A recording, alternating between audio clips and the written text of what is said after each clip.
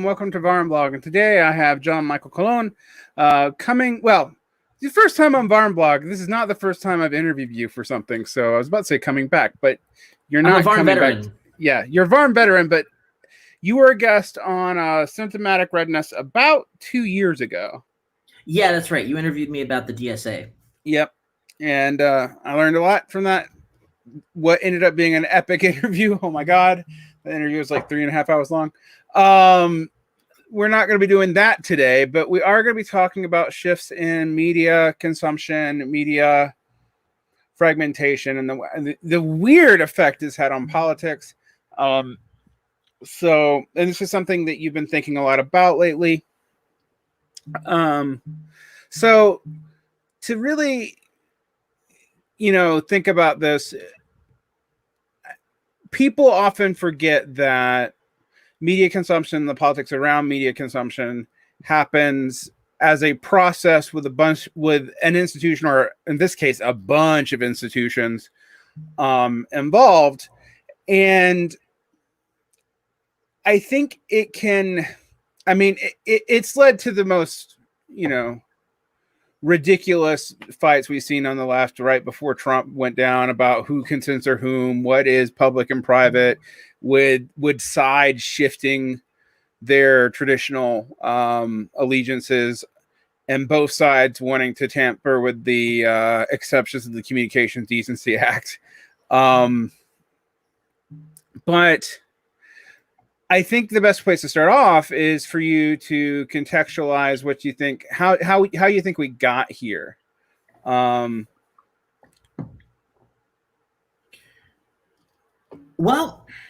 the way that I would put it is that how we got here is a story that you can tell very succinctly, or it's a story that you can tell in a very long book that has not been written yet by anybody, right? Mm-hmm. The succinct way of putting it is that there are changes, a combination of changes in the kind of underlying technological structure of how like mass telecommunications is, and media and the arts are propagated basically. In the last 10 years with the rise of social media, but then even before that with the rise of the ability to do crowdfunding, and even the search engine and online media with its relatively low startup costs and all that stuff. And then on the other hand, there's been this massive political shift because after the 2008 crash, nothing was fixed.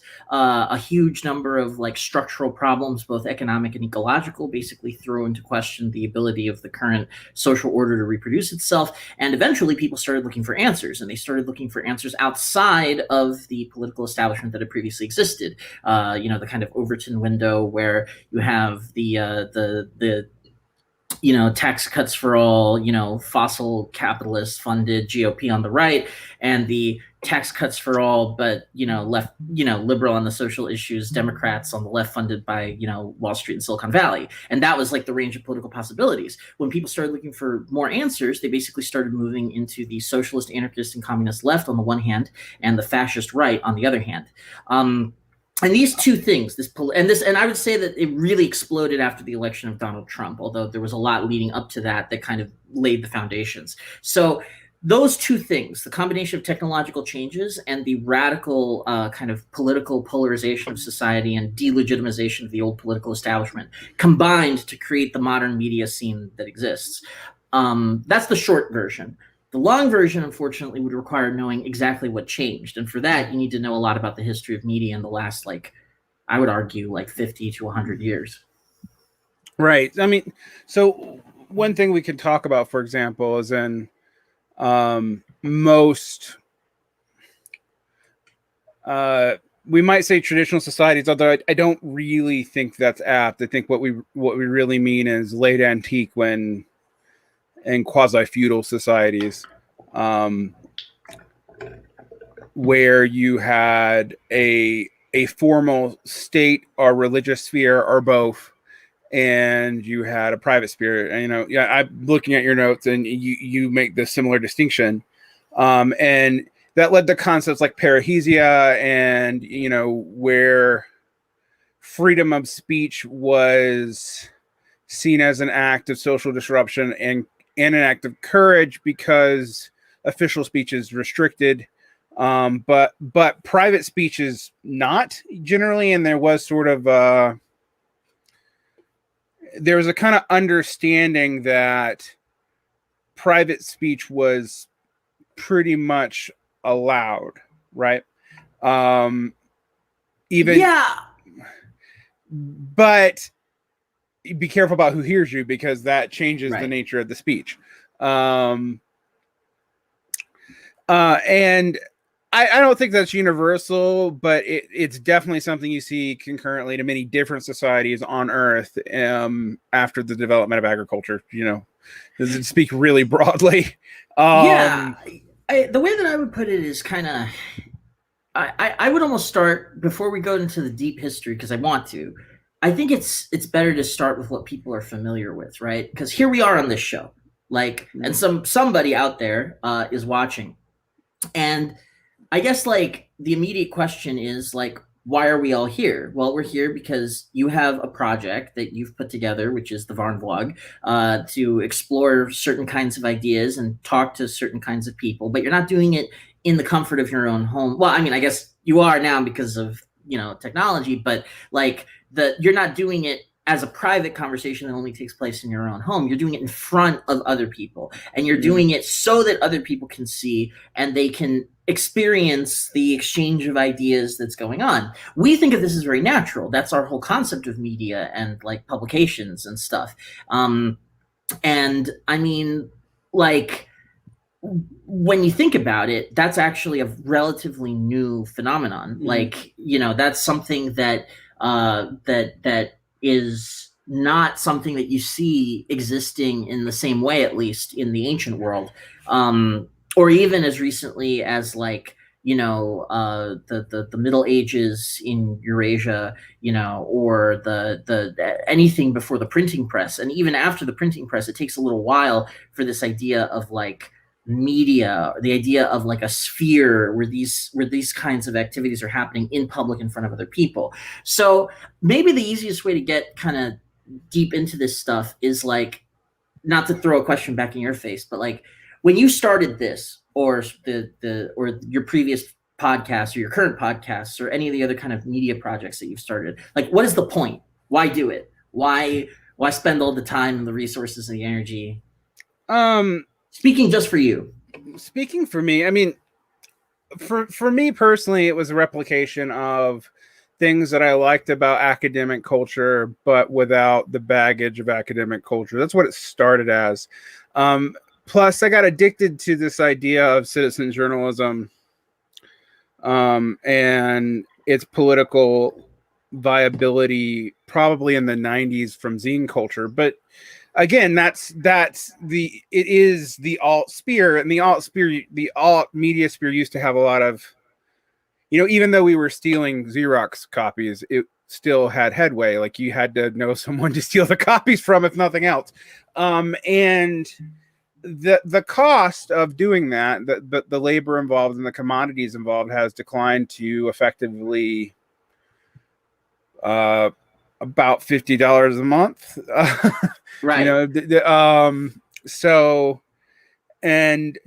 the barrier to entry is super low. However, as I'm talking to you right now, there are 5 different services being utilized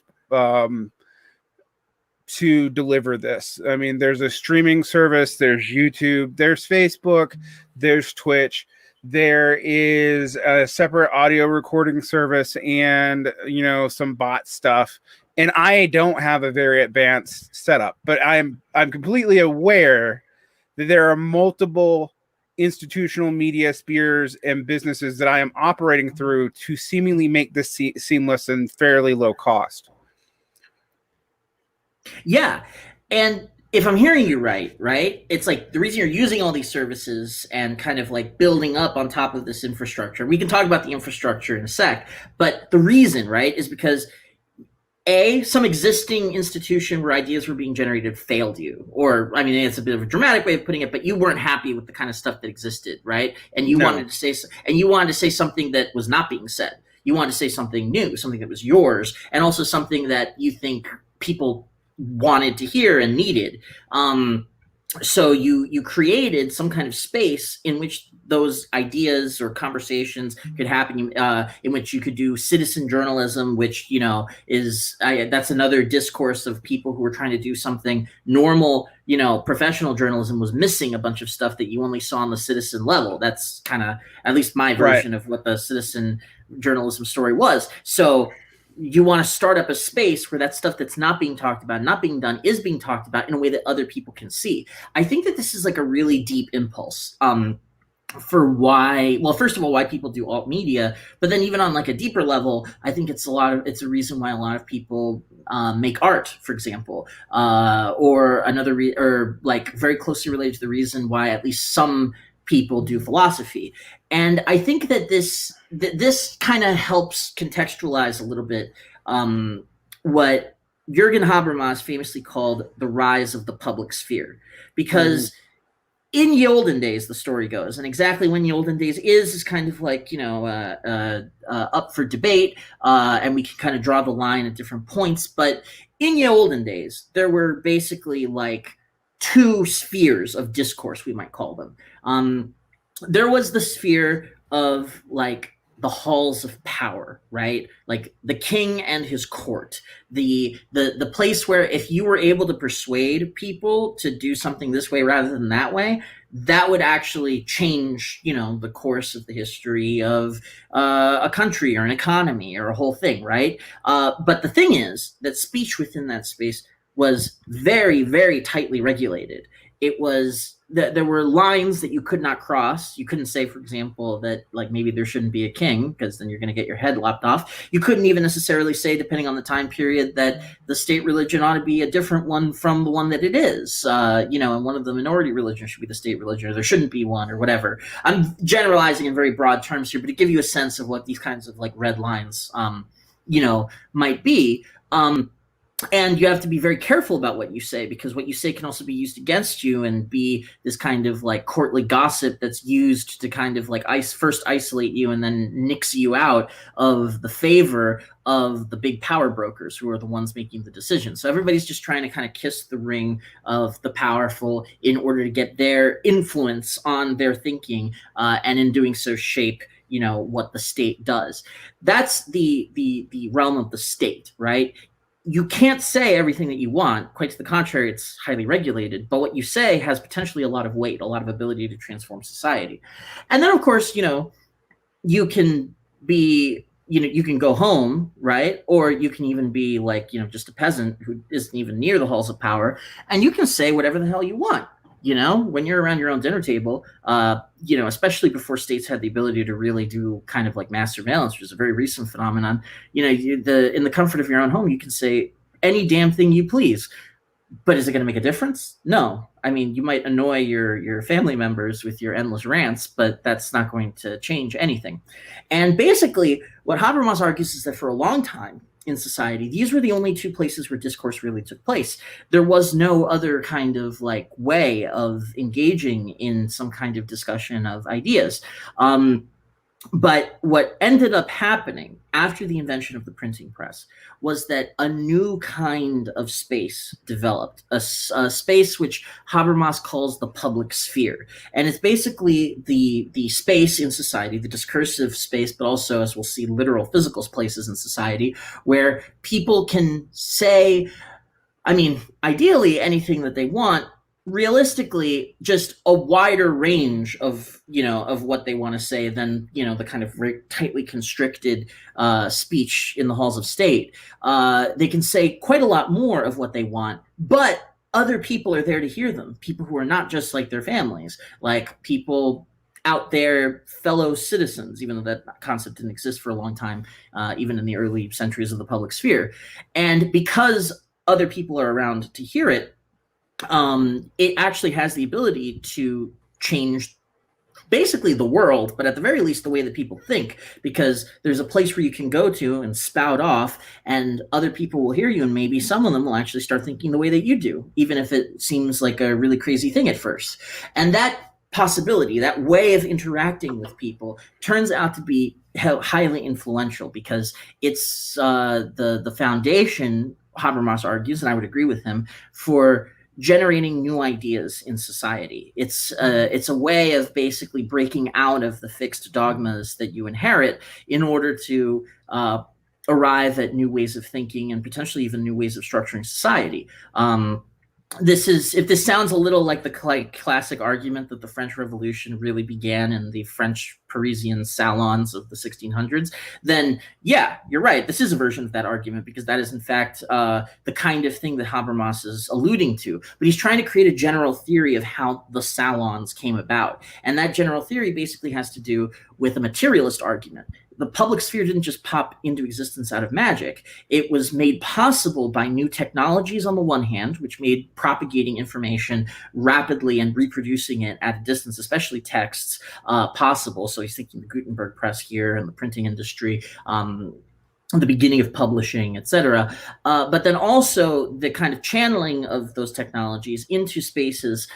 He particularly thinks of the English coffee house as like the ideal place for this, where basically, like, you know, people would go, you could buy newspapers there, right? So the newspapers were distributed through there. You could also meet other people who talked about the same newspapers because they all read them. And in doing so, they could explore ideas and you know, potentially, like, you know, learn about things that were going on the other side of the world. You know, you could be in England and be reading a translation of a text from the Ottoman Empire or even from China, you know, which is something that was much more rare before these technologies and these spaces existed, but now was something that, you know, was relatively easier, and people could reproduce these texts and these discourses. It wasn't just happening in one coffee house. There was a whole network of them, and many of them were reading the same papers.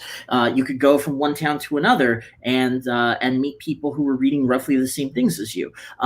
It was obviously not a single phenomenon. There was not just one social movement of coffee houses that were all like linked together or whatever, but it was a network that allowed for the rapid diffusion and propagation of new ideas, as long as those ideas could get a hearing within this new public sphere. And out of it, you do get ideas that directly contribute to, you know, the development of first the Enlightenment, and then radical Republican and democratic critiques of feudal society.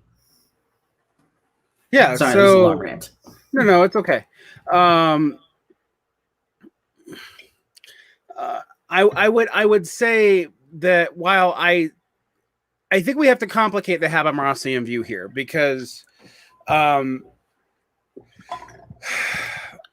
development of the public sphere, copy houses and newspapers are kind of proto-bourgeois, right? But the Marxist argument about freedom of speech, as we both hinted at before, is that freedom of speech is an absolute good. However, without the ability to own printing presses or to have access to printing presses, without the ability to have to bypass class state gatekeepers, that it's effectively, you know, you have the freedom to private speech. Who the hell cares, right? Like, and in the 20th century, this is even formalized into law, because like public speech is regulated in a way under the FCC and in, you know, in places with formal freedom of speech, and then in a lot of places that just don't have it, in ways that other kinds of media, such as traditional print media, were not. And it was done so off of like public ownership grounds or common airwaves or whatever, you know. This idea of the commons is different than a piece of media that you buy and thus should not be censored because you bought it. More, I mean, there isn't. People don't think about pointing out that there's an inherent property logic to this, but there's an inherent property logic to this, and I do think there is a way in which the Habermasian view of this does sort of account for this, but it doesn't make it front and center in a way that for even other members of the Frankfurt School before and after Habermas have done. Yeah, no, I think you're right, and it becomes really clear when you look at any question of censorship, because in this period that I was talking about, it wasn't like the state was just sitting by, like letting all this stuff happen, and it was like totally cool or whatever. Oftentimes, like the state was actively trying to squelch a lot of this, and there was a lot of conflicting interest because on the one hand, this is technology that the state can use to both like propagate its own propaganda and also like learn about the world. A lot of early newspapers, they were called intelligencers. They were actually like, and this is maybe a theme that we can return to as we reach the modern day as well. There's a surprising connection, well, surprising to a lot of people, but not necessarily surprising to people who have been in the world. Of media, between media and intelligence services. They're and it's a kind of two-way street in some ways, because there's both the way that intelligence services like manipulate media, but then also the ways in which intelligence services depend upon media in order to get their information about the world, because somebody's got to be on the ground telling you what the hell is going on, like the who, what, where, when, why. And they don't even have to be particularly smart. They just have to have eyes and ears, and if it's not some intelligence officer, it might as well be some reporter. And then from the point of view of an intelligence service, if you can then like get that reporter to say things that you want them to say, that's much better. So that's another avenue by which they manipulate things. But anyway, back in the day, like you had on the one hand, the kings and the parliaments wanted to kind of like restrict and control and propagate their own thing. But then on the other hand, they wanted to. Sorry, actually, the opposite way. Mm. On the one hand, they wanted to get like actual information out of the out of the new kind of media of the time, these publishing houses and printing services. But on the other hand, they wanted to restrict and control them. Like they wanted to make sure that they didn't get too far out of line. And because it was so hard, if somebody just owns a printing press, like it's very hard to stop them from distributing it, especially back in the kind of early modern period that we're talking about before the 20th century. So what they would do often is that they had like after the fact censorship. They would try to make it so that they would have either like forcing people to take books out of bookstores that they didn't like, or having like pre-publication censorship where they had agreements with the top publishing houses that some state censor would get a peek at any given book before it was allowed to have a license that would make it printable. But both of those systems were very imperfect because the black market for books and pamphlets and newspapers and so forth was a thriving business for international smugglers. So yeah, ownership and questions of power and geopolitics figure very heavily in the kind of development of the public sphere. I guess the other thing that I would add is political factions controlling printing presses or entire media empires, and then using them basically as like their own instrument to propagate their point of view, even if it was like full of lies and distortions, but then people treating it as if it was real news about the real world. We obviously have our version of that today, but that's a very old game to get into indeed. I mean, well, so when we talk about mass media, it was inherently resource intensive, particularly in terms of electricity. It needed to be fairly teleologically oriented, which was something unique to media, because, well, not totally unique to media, but it's one of those things where if you watch it developed in a state socialist country, or you watch it develop in a state capitalist country, or capitalist country, whatever you want to classify this, the media development apparatus is developed largely the same way, even with the difference being private versus diffuse public ownership, technically. So like if you look at the Soviet media apparatus, where are the classic BBC apparatus in the UK, or the big three television networks until the advent of cable, they operated the same way. They were highly centralized. There was not a lot of outlets. They had high people get nostalgia for like event watching, but they're not thinking about why that existed, because it was highly controlled. It was, in our case, market controlled, and other places was more explicitly politically controlled, but it effectively worked the same way, right? I mean, and what we saw, I mean, there was a lot of paranoia about this on the left that was legitimate in the in the post-war years. In particular, you start with Orwell and his Fears of the Telescreen, you go into Guy Debord and the Society of Spectacle, and as much as people think Guy Debord's Society of Spectacle is super relevant for today, if you actually read it, and I did a few years ago I reread it and realized how much it was based off of mid 20th century media assumptions and passive engagement and high centralized control of the media. And it wasn't even accurate for a time of cable, much less the internet. Yeah, absolutely. It's very much a product of that particular political economy of media, not necessarily ours. That's definitely something that we should talk about more, because Debord hangs very heavily over these debates. Well, you bring up two other theorists, one of which who is highly effective on me and is underappreciated in this point. I actually laughed. I was like, Travels from in Hyperreality by Umberto Eco. I literally carted that book over 4 continents until I finally got it in an ebook. Yeah, I'm so glad you love that book. It's very underrated. It's like the book that a lot of people read Baudrillard on the Simulacrum or whatever, and that's like their introduction to hyperreality or whatever. But honestly, I think you can kind of throw Baudrillard out and just read this. Not even the whole book, just that one essay about going to Disneyland. The Travels in Hyperreality by Umberto Eco, and it's like probably the single best introduction to that idea. But anyway, I'm sorry I interrupted you. No. I think it's actually what it is. I mean, if you compare Eco to Baudrillard, Eco has a less black-pilled, more dialectical view of what hyperreality is, I think. And we could go into that. Whereas Simulacra and Simulation is a very important book. It's not my favorite Baudrillard book. In fact, most of my favorite Baudrillard books are him complaining about how much the French communists suck in the 80s and becoming totally like those. Yeah, it's The Divine Left, and there's another one, The Shadows of the Public Spirit or something, which is kind of about actually both the end of the left and as an actual political force of any note, and the development of spectacle and getting caught up in your own event and your own, basically it's kind of about drinking your own Kool-Aid to the point where you're the liberalizer.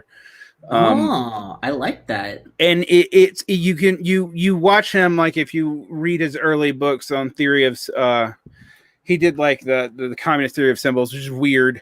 Even by weirdo French Marxist standards, it's weird. But you can just see him getting more and more disillusioned with the way the Communist Party is actually making coalitions with the Mitterrand government, and the Mitterrand government's liberalizing in ways the de Gaullist governments couldn't do. I didn't know Baudrillard was that political, really, like practical political. I didn't know. He had an angle, because he was so black-pilled by the 70s and 80s that, like, by the time you get to Simulacra and Simulation, he doesn't really believe that politics is a real thing anymore. Like he does, like he barely seems to believe that reality is real. Those are the ones that I've read where he's like he's off in simulacrum land where everything is just a self-referential media image, and there's no, the Gulf War didn't happen famously. Right. Like, there was only the media representations of it that created a narrative about it that was indistinguishable from reality because it shaped the reality. Like that's Yeah, I used to think basically that Baudrillard was a reactionary, and what I did is I worked backwards. That's how I tend to read authors, and so I was like, okay, how did we get here? Right. I knew he was a communist in the late 60s, and then I'm reading him in the 90s, and I'm like, I don't know that this guy believes in reality, much less politics. That makes a lot of sense. I mean, and that would be a great case, a wonderful example of one of my favorite phrases to use nowadays, which is a broken brain. Like sometimes there's a big political event that happens and it breaks somebody's brain, and they get XYZ derangement syndrome, and from then on they go down some path that makes no sense, but for years and years it's like a path dependent thing. They end up going down that path and nobody can save them, and it's really sad because I've seen it happen to a number of people whose brains were broken by 2016's election of Trump, people whose brains were broken by the Syrian civil war. It can happen to the best of us, and there, but for the grace of God, go I. Right. But anywho, just to rewind a bit. Because I really do want to talk about Baudrillard, and actually more so Debord and Eco. But I think that we can do that with a better grounding when we kind of move in the next step in the materialist story. So if you had like the media, media environment that's got like, you know, all these presses, and there are systems of censorship that try to control them, but these, you know, kind of can't, because as long as you own the press, you know, you have some method of producing things, and you can establish a distribution network of one sort or another, whether it's through political societies or whether it's through coffee houses or political parties or whatever. In the 20th century, things change because the technology of media changes. Again, radio is invented. By the mid-20th century, TV is invented. And, you know, it's interesting if you read Nikola Tesla's journals, Nikola Tesla, of course, being the great scientist whose work helped basically, like, invent modern radio technology. He had this idea that radio was going to, because it, you know, transcended national borders, right? If you pick up the signal, you can, you know, hear what's on the radio as long as the broadcast is strong enough. He thought that that would be a way of bringing the entire world together and abolishing national borders. I'm not quite sure on what Tesla's politics were, but he was like best friends with Mark Twain, who was a socialist. So I get the sense that he had some kind of like lefty kind of leanings.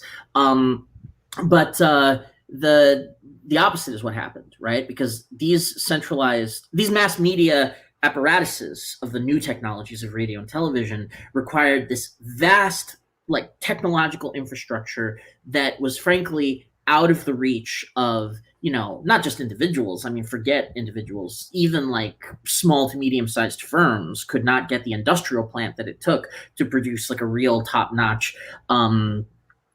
media operation. So what ended up happening was that the new media, or relatively new media of the 20th century, right, radio and television, they led to a massive centralization of ownership and control over media. Most of the media that was consumed and produced in this time period was, a top-down system of centralized command and control that was usually either, depending on the country and the time and the place or the particular media outlet, controlled by the state, you know, right, like official state media, or it was controlled by a media oligopoly, like usually like one of like between 2 and 5 media companies that owned all the other media companies like in a country, like, and basically were able to propagate themselves like universally. And so to give you a sense, right, everybody, I think most people listening to this will know this, but in case they don't, like, there's like literally like 6 companies, and you can rattle them off. I used to be able to rattle them off, but now there's been some mergers, so I've forgotten them. But it's like Disney, Viacom, CBS. It used to be called Time Warner, now it's called something else. And News Corp literally own like every single TV channel and production studio that puts everything out on all the screens in the United States. It's like upwards of like 90% ownership of all the media apparatus of like large scale centralized media.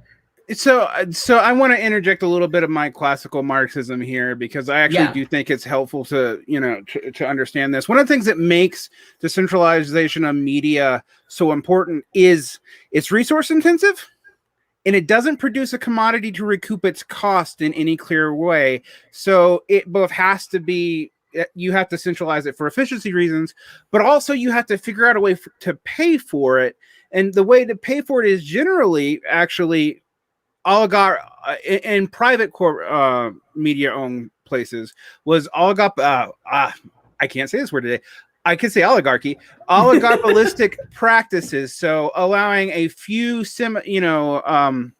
monopsony companies to develop, giving them the right to rent or licensure or a prohibition against competition, so Absolutely. They can collect advertising fees. And it led to the importance of advertising, because historically, I mean, people think of, you know, capitalism and advertising being totally intermeshed, and they kind of are. You don't really need it before in a non-capitalist society, but historically speaking, like advertising such a small part of capital promoting production. It's usually really only important in the beginning when someone's establishing, their commodity trade and some notion of a brand.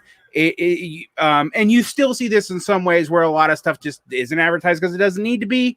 That's right. But the dominance of advertising really is also tied into this because there's no commodity to recoup your cost at. So the only other way that's logical is to collectively own it. And this breaks a lot of it breaks down a whole lot of economic models. And I think it's relationship. Like I've known people like Mackenzie Wark, who I often disagree with her. And Marshall McLuhan, who thought that this fundamentally changed capitalism in some ways. And I will say that on margin, on the way that we experience capitalism, they're right. On the actual fundamentals of the way the market works, I don't think it really changes that much. But it's interesting. And it's also interesting how much towards the end of the 20th century, we start investing, like that becomes our primary. I don't want to go all Tyler Cohen on people, but like if you compare the first 30 years of the 20th century and all the innovations in the last 20 years of the 20th century, plus the first 20 years of this century, we seem to have innovations in computing and nothing else. As far as technological serviceable in innovation, and the innovations in computing are mostly so far in the last 20 years around communications technology, right?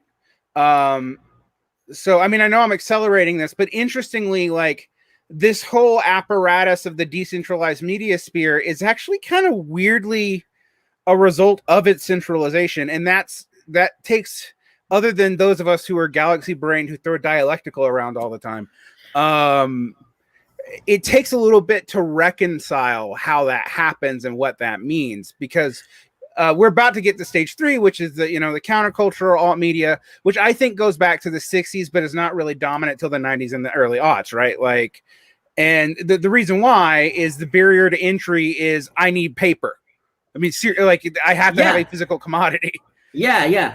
I wanna stick a little bit in central media land, especially in response to something that you said for 1 second, because I think it's really important to emphasize to people that this is, especially in like Western countries, right? Like this centrally planned top-down command and control is a capitalist phenomenon, overwhelmingly in the West. There is state media in like the BBC is probably the best example of a Western state media at scale that was used for great propaganda purposes. But a lot of the way that consent was manufactured, as Noam Chomsky famously put it, was through centralized mass media that was controlled primarily by capitalists. You mentioned intellectual property. That was a very important way that a lot of these firms became profitable, because they stopped thinking of their individual shows or even individual characters in their shows, that they would put on as like, projects, with like a kind of like, beginning and end, and then they move on to the next one. And they started thinking of them as intellectual property from which they could extract endless rents by licensing the right to use it to others and bribing politicians to extend copyright laws. So that's a very good, I really like that you brought that up, because Disney is like the quintessential example of this, right? Disney made all these movies, like Walt Disney himself and his team of underpaid animators, all created a bunch of stories out of public domain stories, right? Peter Pan was a novel that had been written like 15 years before and was already in the public domain, because that's how short the time was back then. Alice in Wonderland, same thing. Snow White, public domain. Cinderella, public domain. It goes on, right? But then once Disney had its own movies out, right, and had characters like Mickey Mouse, or even just their own versions of like Alice in Wonderland, they started like extending, bribing politicians in order to get them to extend, copyright laws into basically infinity, so that now like Disney is still extracting rents out of properties that it hasn't even like done anything with in 80 years. But if it can do like some kind of spin-off show involving them, It will, or it like artificially, like, like keeps out of circulation, like, the video releases of like its classic films for meant for like 20 years in order to be able to like have some special edition where they can like charge through the roof for it. Because they're the only ones who can put it out there, even though it's a 40-year-old film or something. So this is like a very important part of how these of how this happened. But for our purposes, I think that the most important thing is how it affected production. Like, you're an artist, you're a journalist, you're a would-be public intellectual. How is it that your production is affected by this environment of like mid 20th century to late 20th century centralized mass media environment? Well, on the one hand, you have this like homogenized and standardized cultural products. Like, you have to basically work for one of these companies because like the economies of scale at work here means that like they can basically be ubiquitous and omnipresent on every screen in every home and every bar, and then because of that they can make market entry or visibility basically impossible for anybody else who wants to show up anywhere, and basically like your ability to reach everybody on every screen in every home and every bar basically depends upon your ability to show up on TV. Like, in other words, to show up on a program controlled by these centralized capitalist firms. And doing so, that basically crowds out all other media, except on like the hyper local level where maybe like your neighborhood has some stuff going on that like, doesn't show up on television, but is a cool artsy scene. But for the most part, it's basically like totally, there's only one game in town, which is these oligopolies. What that means is that, oh, sorry. Yeah, go ahead, Varn. No, I want to add in a little bit because this is coming up in the chat, and I think it's important to realize most of the infrastructure for this was actually paid for by the public, even in the capitalistic sphere, which is something that people need to kind of deal with. It's usually it's like, there's two things I like to hit libertarians with. One is when they tell me like capitalism produced my smartphone, and I'm like, well, the Soviet Union did this screen, and this other cybernetic piece of information was actually developed by the Soviets and abandoned, and then a bunch of capitalists actually, through non-competition agreements and agreements with the federal government, developed it into a massive infrastructure of which capitalism succeeded where the Soviets didn't, largely by disobeying every single rule that you teach me that capitalists do. And that's important to realize. And that leads to that's another thing that leads to these capture for artists, right? Because we can't do that. I can't have that kind of access. I can't have that kind of technology. I can't ask the government to build that kind of infrastructure for me personally. That's ridiculous. Even in my wildest commie dreams. So that's an important thing to realize. But the other thing I like to throw out at libertarians was, do they believe in intellectual property? It was one of the two tests of how much they really took their bourgeois like anti-statism seriously, because intellectual property requires state intervention in the markets to regulate rents in a way that cannot be done privately. It just can't. Yeah, absolutely. You need a monopoly on force to enforce it. And there were, I actually remember in the aughts, there were some principal libertarians who really did take hard stances on IP.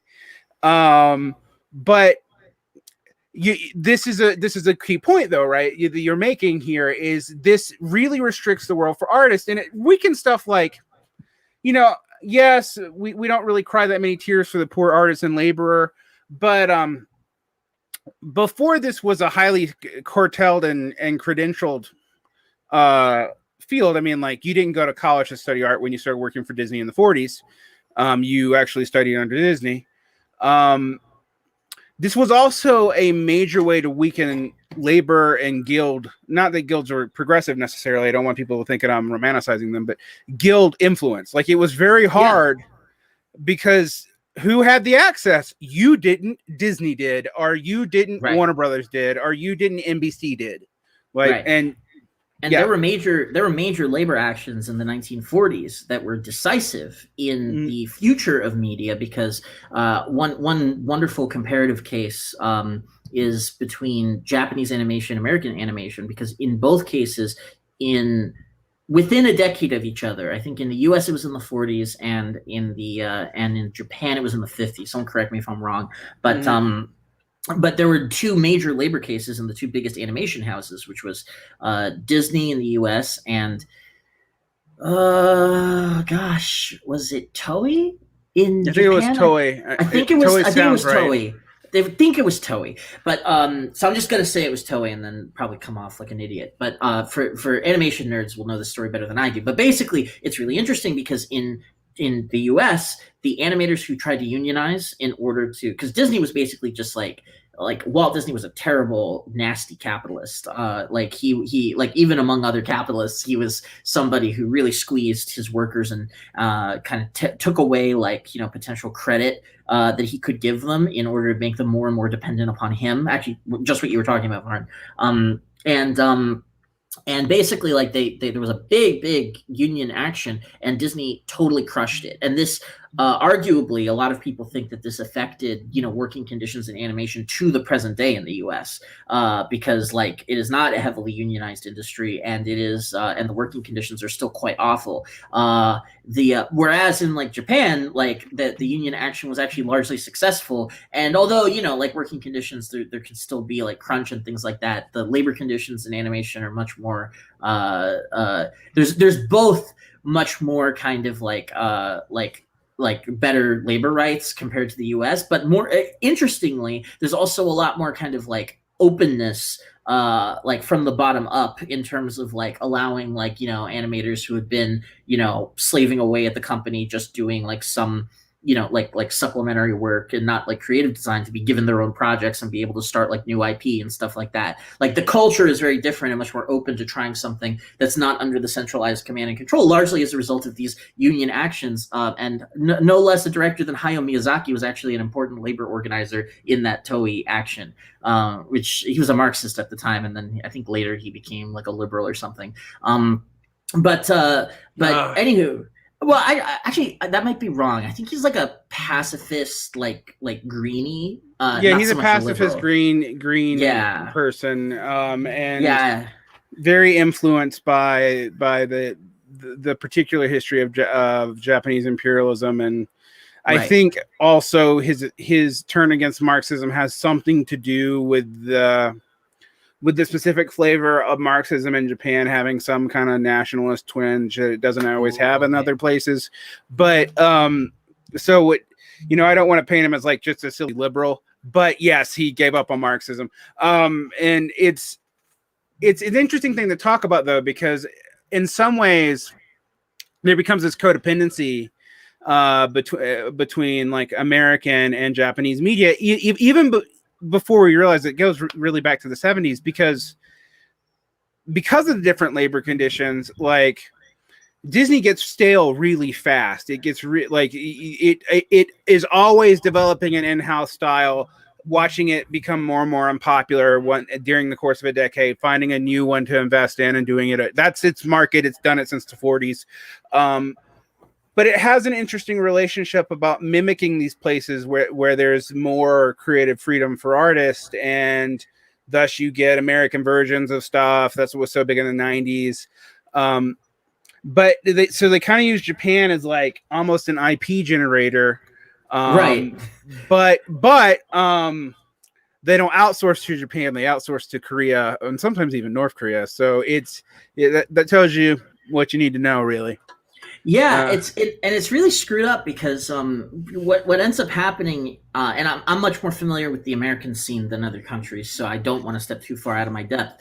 But what ends up happening throughout the late 20th century is this kind of like rubber stamp, like the same thing over and over again. And the reason why this happens is basically because the main profit model for a lot of these kind of like IP hoarding companies was like, their way of finding IP that worked was basically to have their statisticians. And this was before we had like, big data algorithms and things like that. Like, they would have their company statisticians, sort the public into these target demographics, like young men ages like 16 to 25 or something like that. And then they would like try to like, what do all of them have in common that they want? And it would basically like boil down to something really like, dumb, like,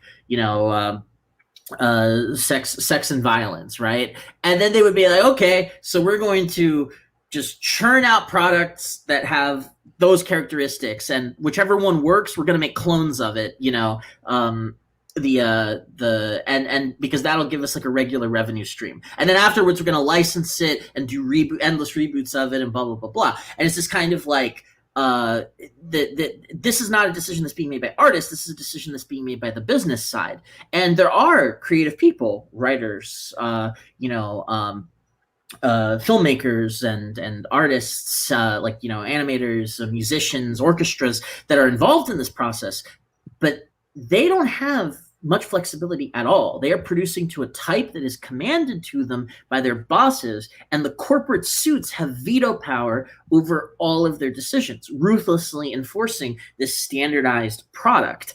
And then on top of that, you often had, especially in the like mid-century, like advertisers as a major, because the target demographics here, the reason why they want viewers and eyeballs on it is because those are eyeballs that when the commercial break happens will be looking at some advertiser's product, and the advertiser is paying them basically based on their ability to like the revenue stream of these companies is coming in initially through advertisers. So like there's oftentimes this aspect of like propaganda where at the very least these programs are like unable to be too critical of any of these products and therefore of like the social system. But then on like a deeper level, it's like oftentimes there's actually like kind of like actively propagandizing in favor of these kinds of the in the interests of the advertisers who are really providing the money. So this is. Yeah, I think for artists though, this leads to a particular conundrum that we haven't really talked about, and that is when this breaks down in a media stalemate and an overproduction. And by this I mean the overcultural production. I'm not talking like classical Marxism now, just so people don't freak out and think I'm applying the tendency of the rate of profit to fall to like rents, because that's crazy. So they have this overproduction, oversaturation of the market with one kind of product or one kind of cultural consumptive item. And when the studios, they can be stupid. I don't want to say they're not stupid, but you'll see relative autonomy given to artists in this time period, the 20s, the late 60s through the mid 70s, the late 90s. You see this over and over and over again. And you also see it in industries that are flagging. So when, for example, MTV started losing revenue from just playing music videos all day, before it figured out its current weird reality show format that it's killing to death now, there was this time period where it had like wild animation, like precursor to the Adult Swim, Liquid Television, and stuff like that, like Aeon Flux era, Beavis and Butthead, and that's that they're doing that to generate new IP. So you'll have this time period that looks really good for artists, but is necessarily brief, because what they're doing is throwing spaghetti against the wall to find the next thing they can kill, and it tends to have like about a business cycle, of course, because everything, which is about a decade, right? A full business cycle, and so that's why we kind of know the media for each decade until recently. It's actually very hard to tell the difference between some after like 2004, but it's interesting that you see that. Is MTV still around? Probably. Yeah, I would second that, Varn. There is, I don't want to over exaggerate the extent to which it created a monoculture, because there were these little pockets that would occasionally pop up where somebody, it's like anything else, right? Like, you don't want to be too much of a vulgar Marxist and be like a determinist that says, well, because the system is like this, nobody has any agency within the system and they're just totally determined by the structures. No, within these structures, people try to exercise agency, and sometimes an opportunity will open up. And the opportunity was generally kind of like what you're saying. If the competitive strategy was not working and the company was hurting, one strategy that upper management could pursue, they didn't always pursue this, but sometimes they would be to throw things against the wall again and see what sticks, and then there would be this brief little opening of artistic freedom. But I do think that but it's always brief. That's the thing. I do want to. I think that that's an exception that demonstrates the general rule, because that's only something that they did under duress. And instead, what we ended up getting was very formulaic culture, and formulaic culture that was ubiquitous, unavoidable, inescapable, right? Anytime that like a new movie would come out, they would make sure that like the advertisements for it were literally everywhere, and like, that you couldn't get away from it. And there was also like no alternative. I would argue that the whole idea that there is no alternative, right? This kind of like Tina theory or capitalist realism, a big way in which it was kind of like reinforced was through the ubiquity of this kind of mass media, because that mass media, basically portrayed this kind of, well, first of all, it had like this kind of like highly standardized and oftentimes very like kind of low quality and schmaltzy type production, because the artists had no real creativity, so they were just like working with these like standardized formulas, and they were unchanging more or less, with the exception of these kind of like little periods of creativity. And what that would do is that it would give you the sense that things had always been this way, they will continue to be this way, and they'll always be this way. And not only that, but like the images became self-referential. And this is where like Debord and Baudrillard and Echo come in. Like when you watch an action movie, that is not that's not like a depiction of something that people do in real life, right? It is not actually the way the combat is. This is not actually the way that like, and I'm talking about like, especially like a James Bond movie or an Arnold Schwarzenegger movie, right? Like this is in a dialogue with other movies in the same genre, right? Like Terminator is making references to Rambo, and like, James Bond movies, there's always got to be a Bond girl, there's always got to be like an eccentric villain, right? And then other media will like parody like James Bond, or like, if you have like a reality show, there's always like certain tropes, and those tropes are always like in reference to tropes that exist in other reality shows. So you start seeing, even down to the level of like the sociology of the people who show up on television, right? Like you never actually used to see working class people on television at all. For a long time, you would just have like upper middle class people like living in like unrealistically large apartments in New York City, on like day jobs that could not possibly have paid for that, because there was, because that was what existed on all these other shows. Yeah, I was about to say, like you've had pseudo working class people somehow, like they look like they had working class jobs, but there was no way that lifestyle was sustainable at that. Right. Although again, I will slightly push back, because there were periods in the late 70s, early 80s, again in the late aughts, where that became so stale that you did see like passing interest in something like pro cult. Like and examples of that are things like early Roseanne, or All in the Family, or but what you see there is what is again that stagnation pattern. So it's interesting because and we're hitting an hour, but we're going to go ahead and blow through this. I'm just going to make this all available to the public, so because this is too important, and we're only like maybe a 2/3 through this development, right? What's interesting about this, right, is this cycle, I think, does give people a feeling that they could both participate in the counterculture but be countercultural in the dominant culture somehow. And it's these moments of crisis where that seems possible, where you hear about, comics. The comics is an interesting, because they're in crisis a lot more than a lot of other media things. They hit a stagnation in the early 80s, and all of a sudden you have Teenage Mutant Ninja Turtles and Watchmen and the Dark Knight. Yeah, God, so you have Returns? The Dark Knight. Is that what Frank Miller's is called? The Dark Knight Returns? I feel it's so The Dark Knight Rises and then The Dark Knight Returns. There's two of them. Okay. Cool.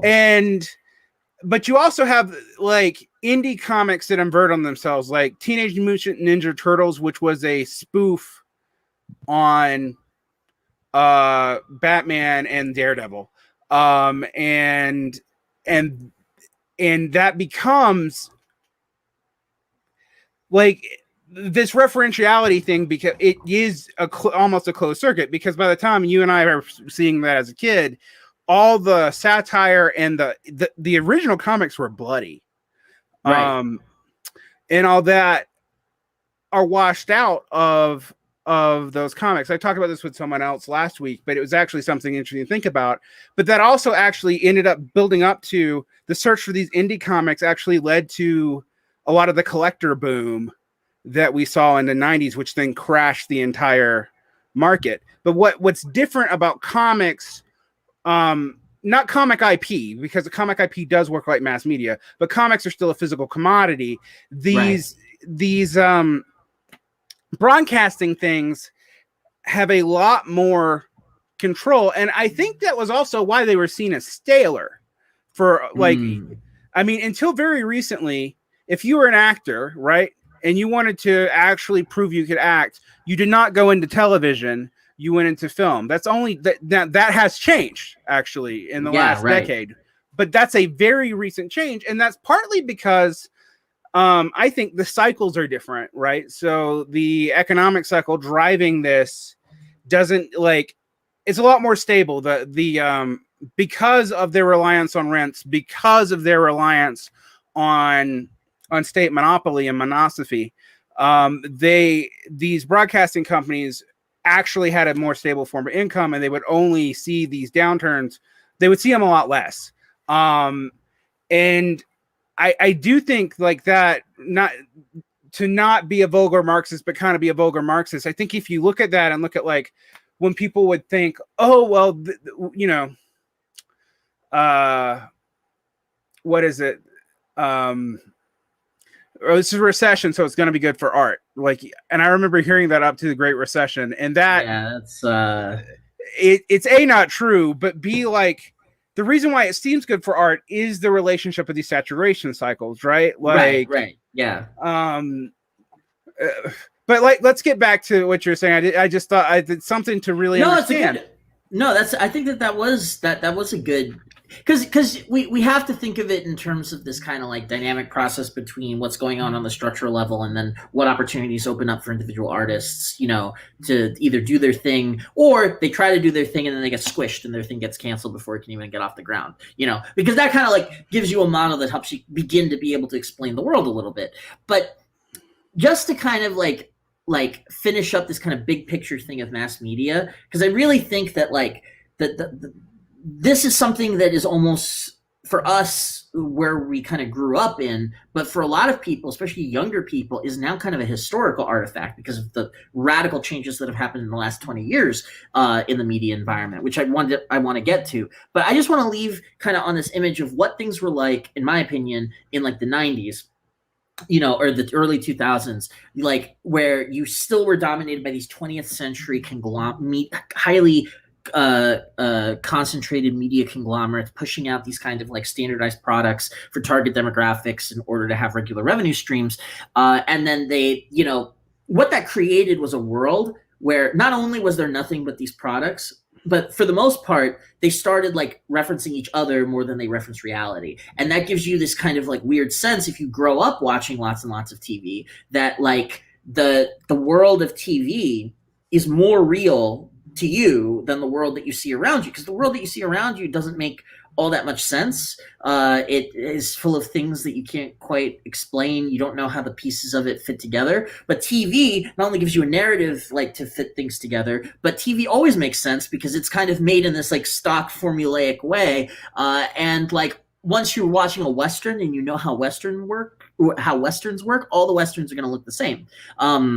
And you have like a kind of like starting point for being able to understand them as these kinds of like, like imitations of imitations, photocopies of something that was once real. But that is so far divorced from the immediate thing of like, because the original thing that a Western depicts is like settler colonialism in the United States. But you wouldn't even know that from watching most westerns, because westerns have their own tropes of like this kind of like bizarre, cowboys versus Indians kind of like, and the a man walks into town, and like or this kind of like outlaw Wild West culture, which doesn't even have much to do with what settler colonialism and like the Indian Wars and things like that were actually like, but Mhm. is a self-referential set of genre tropes that anytime that you watch a western, you immediately know, oh, okay, like, or maybe a mystery is a better one, right? Like a murder mystery. It's like, okay, like, this is too early in the story for it to be the real one, so this must be a red herring, right? Like little Mhm. tropes like that are basically part of this like system of images that is self-referential and doesn't actually have to do with how murders go in real life. And that feeling that the images were talking to each other more than they were talking about the real world, but that system of self-referential and mutually co-constitutive images is more real than reality, was called hyperreality, or the simulacrum, or the Society of the Spectacle. Because I think that those three words by those three different theorists, Society of the Spectacle was Guy Debord, the simulacrum was Baudrillard, and hyperreality was Baudrillard, but I personally prefer Umberto Eco's use of Baudrillard's word in Travels Through Hyperreality when he went to Disney. All of those are describing this phenomenon, and I think that it's like really important to understand that this is the result of this like mass media environment, and that the result is that artists idealize instead some idea of authenticity. Like, no, reality is different. It's grittier, it's weirder, it's what exists out here, and like, it's my individuality that can't be reduced to some, corporate, revenue target or target demographic and its lowest common denominator of interests. But the thing is that even in these periods of creativity where some artist would have an opportunity within the studio system to create something that was truly individual like that, or somebody creates something outside the system that starts catching on, like, through word of mouth, these media conglomerates were able to basically integrate that new thing into their system immediately, like this, like they would either hire the person, or they would give them a record deal, and like have them be playing in commercials, or they would make a spin-off show, and then they would try to turn it into a formula that they endlessly kind of like photocopy in order to get IP rents off of it, and so on. And the Situationists had a word for this, and it was called the recuperation of dissent. Right. Which we see all the time. Although it's interesting to think about. I think about the authenticity cult that we saw in the 90s, because we always talk about, people complaining about selling out and how it's stupid to complain about that now because, what do you want? A bigger market? But there was a reason that we forget about what was probably driving the fear of selling out, because you knew if you sold out, you were going to be a product. Most people now, whether they realize it or not, treat everything they fucking do as a product. Right. We commodify things that no communist or capitalist 200 years ago would have thought were commodifiable at all. Right. Yeah, absolutely. And that is something that I think Baudrillard's Breakwood Marxism is actually partly about that, because he's like, y'all didn't see this coming. You didn't. But it's interesting to me because like many of the same people who almost instinctively understood this 30 years ago, those same people don't now. And there's been a real degeneration in the way that this is talked about. And right. I'm not even sure why that is. I mean, we're going to get into some of the new media stuff pretty much now, I think. But like, I don't fully know how people who talked about this very well 20 years ago, who have degenerated to a great extent. I mean, do we want to name names? I don't even know who you might be referring to, but who are you referring to? You can name names. Oh, geez. Should I? Well, I also have to think about who was around, who was actually around back then. Well, I mean, almost anybody who is an academic. This is a bit of a cop-out, but it's also because I can't think off the top of my head of a good one. But almost anybody now who is an academic who is doing work on these kinds of things, like using like Baudrillard or Debord in like the 90s and 2000s. Nowadays, when they try to explain something like alt-right media culture, like the way in which they will deploy this stuff, if at all, is just so completely like off base that it's just kind of shocking. Like, so this is like a general, so maybe like as a general blanket condemnation, it's like, it makes me wonder whether they ever actually understood the underlying arguments of this stuff, because like, yeah, sure, the scene has evolved, but you can use the same principles to explain some of the stuff that's going on now, I think, anyway. Yeah, so I think it is interesting though that we see the recuperability of the counterculture becomes harder and harder, not because of its cultural content. I mean, there have been wild political wackadoos from communist to fascist since we've had either thing. And some of them occasionally would break through in the culture, but usually denuded of their communist or fascist content. And people are thinking I'm doing horseshoe theory here, and I'm not. But when it talks about cultural outsiders in America, both of those groups were cultural outsiders if you were explicit about being a fascist. So we'll just be, there's this strange way in which we think that it was always normally okay. And while I think that's ahistorical, there was a reason why you could keep a lot of this weird stuff kind of super underground until about 15 years ago. But I also think it's interesting, like, you think about the rise of countercultural alt media in the aughts. And because I was part of the zine movement, and the zine movement was expensive and difficult. And I was a poor working class kid, and we just stole the Xerox, but like I had to go. I had to go. Pittsburgh PD is taking notes. It's like, okay, let's write them up on this. What's the statute of limitations on steering a Xerox? We would literally go into, we would get permission from my friend who had like more professional parents, and they would just like sneak us in and let us steal Xerox from their company. But like, the first thing that we did was start using any access we could get the computers to make it simpler, because like cutting and pasting that shit is hard. And this was a time when you saw the beginnings of personal publisher software at a price point that people could actually get it, because it would come with like a $40 software suite, and it would be on public computers. So I could go to the library and kind of sneak it out on a disk and then, do what I needed to do.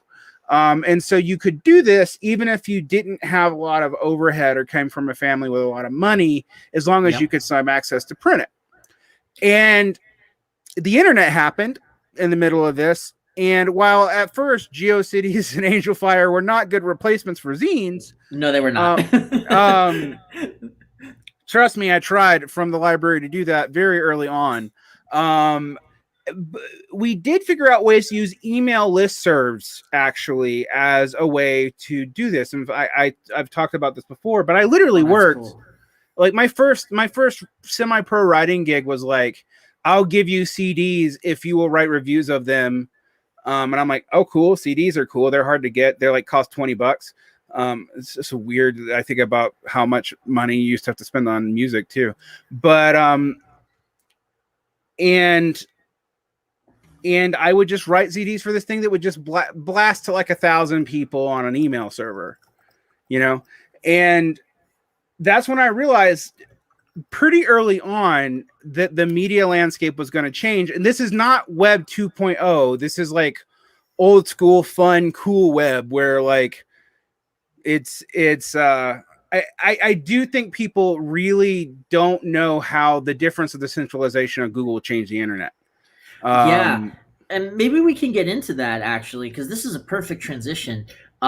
Just to reinforce what you're saying, I know some. So I was born in '93, so I was like too young to be part of precisely this moment that you're talking about. But I know kind of like crusty anarchist types from the '90s who were doing very similar stuff. They would have some kind of office job, and then after hours, they would just use the printer to print out their like anti-globalization movement zines. And it was this kind of this.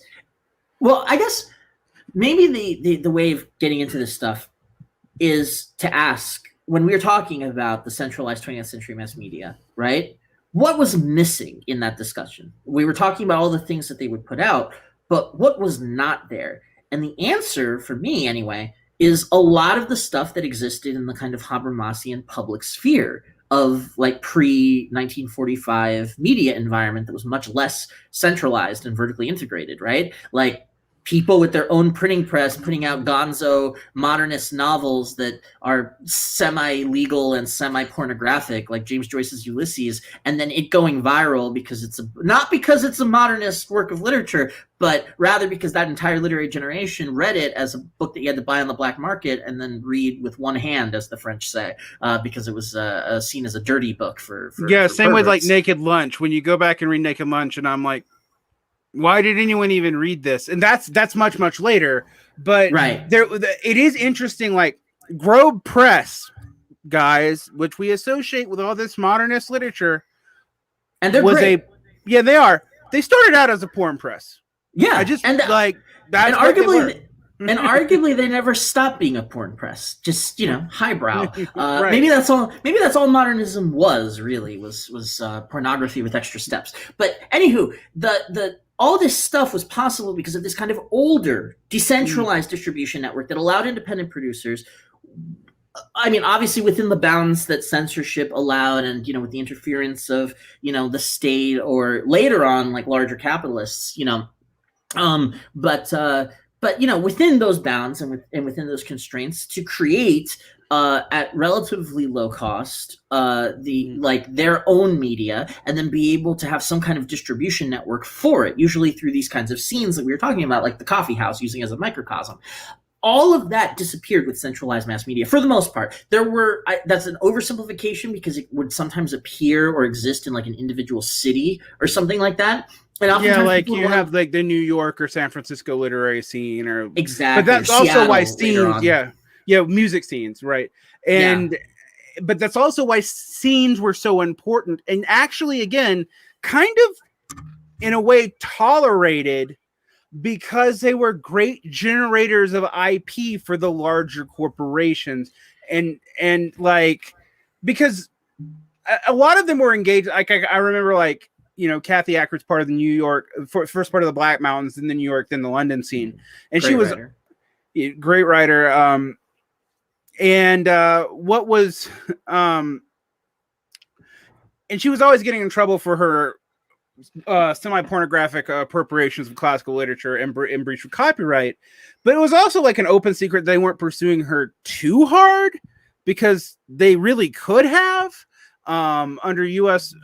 international copyright law, like, she was kind of within the bounds of fair use, but kind of not. And if you know anything about other industries, like another thing I really care about is classical gaming. And like, I always explain to people, you actually can't copyright game mechanics, but you can copyright the shit out of your stupid fantasy world, even if you stole it from someone else. Yep, absolutely.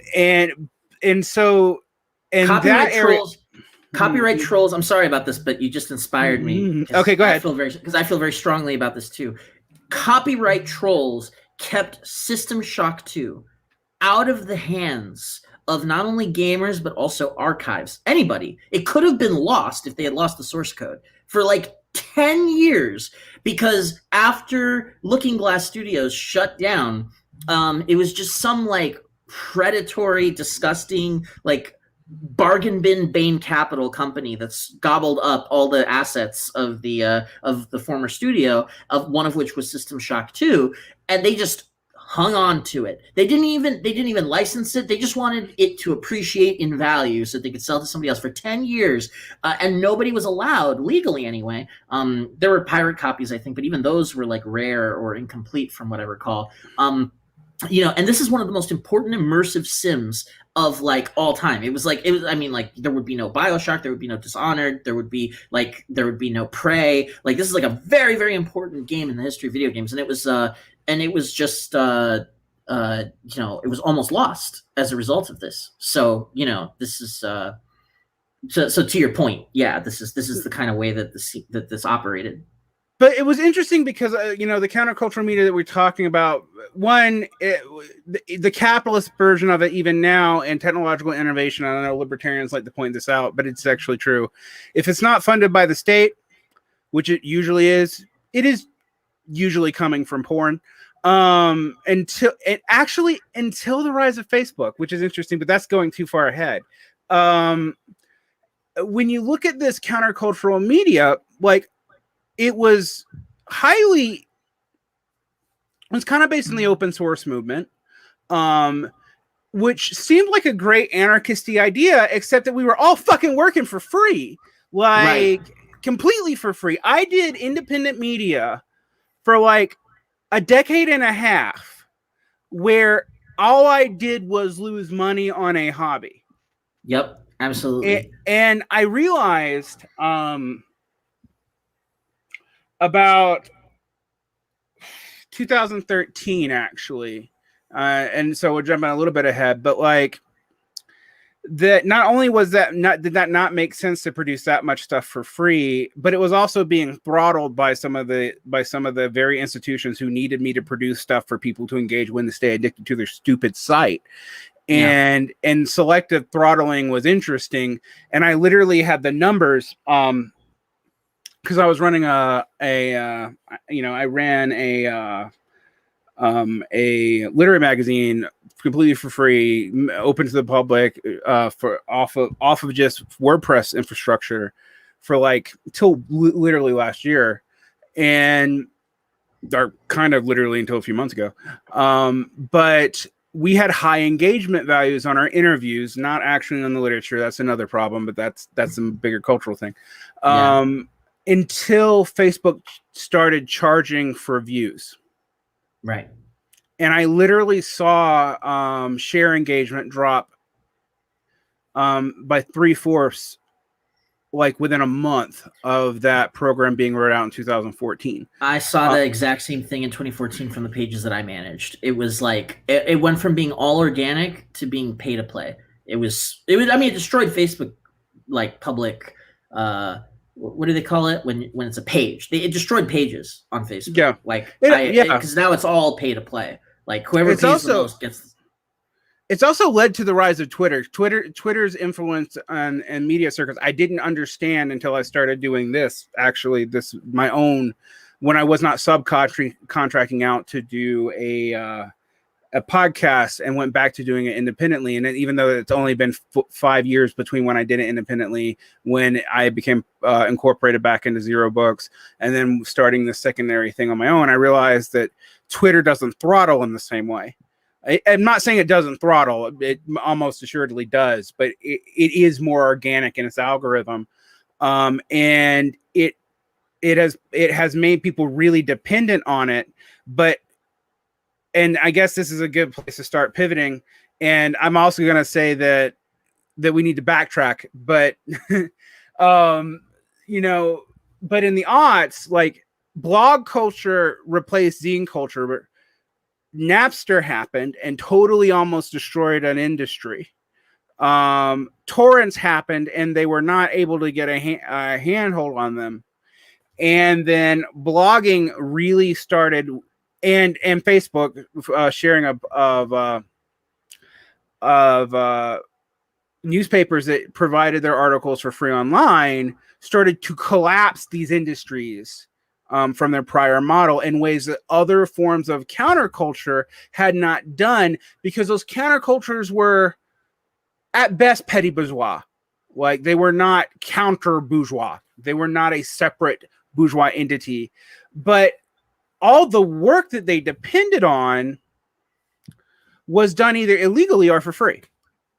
So yeah, I think the way that we can, I think, bridge between this kind of like mass media environment and then like the 2010s, I think that the way that we can do that is just by, and this is gonna, I think, be too simple, but we have to limit what we can talk about within the time that we have. So I'll just kind of talk about print counterculture, because that's what I'm most familiar with, and I'll tell a little story about that, which I think is mostly true, if a little oversimplified.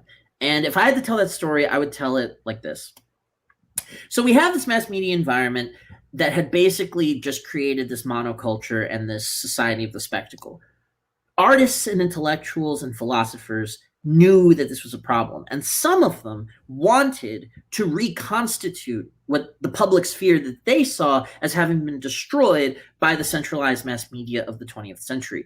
As a side note, Habermas wrote his book in the 80s that we've been referencing this whole time, and the whole last half of his book is actually this very pessimistic story about how the public sphere was destroyed by centralized mass media. He actually that is basically what the book is about, but he was writing that from the vantage point of the 80s, where that seemed like it was a process that had been very well completed, and that there was no internet, there was no alternative. So he basically was like, and because you can't have a pluralistic democratic society without a vibrant public sphere, the destruction of civil society through the destruction of the public sphere has basically meant that dictatorship is ascendant, whether it's actual dictatorship or the dictatorship of capitalism. That's basically where he ends that book. It's very grim and very sad. But there were people who fought back against this, and Varn, you were obviously one of them. But there was a lot of people from a lot of different places who tried to eke out these little spaces where it was possible to produce things in a different way, and to do so not for profit primarily, but in order to just have enough resources coming in that you could continue the production.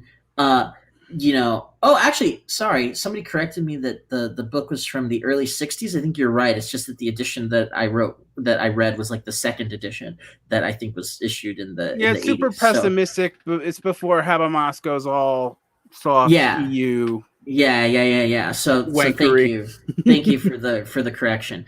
I think it had a preface though. The second edition in the 80s. It was very dark. I remember reading one that referenced the Reagan media escape. There must have been a expanded preface to it. I think so. I read the one that was a reissue, I think. But anywho, so there were people who were fighting back against this, and they wanted to create some kind of infrastructure where they could bring in resources, but enough resources for them to continue doing the thing that they wanted to do. It's like musicians who just want enough that they can, put out their next album, or a small rinky-dink indie publisher where nobody's getting rich off the thing, or even drawing any salary, but you're just getting enough that you can, do the next. Actually produce the books. Yeah. Actually produce the books. Right. And this is the kind of scale that this is operating in. Now, as Varn, you pointed out, this was operating within scenes that were often highly localized, and you kind of had to live there in order to even know that this was going on, because literally it was shut out of the mass media. The mass media would not talk about, Kathy Acker or who's another writer from the 90s who was kind of in these scenes. Anyone from the Black Mountain School. And Or maybe I Love Dick. What was her name? Chris Kraus. Yeah, Chris Kraus. Eileen Miles was probably part of this too. I mean, Eileen Miles. Yeah. Although it is weird because this is also a time period where there was still kind of a division between academic and subcultural art, but it's beginning to blur in the late 90s. And by the time I go to poetry conferences now, there's literally no distinction. There's the idea. We used to talk about the Mac poem and the MFA, and I was doing this when I was in an MFA, right? But that idea of the distinction between outsider art and academically sanctioned art, which was basically, let's be honest, for artists, the MFA was a way to have academic patronage.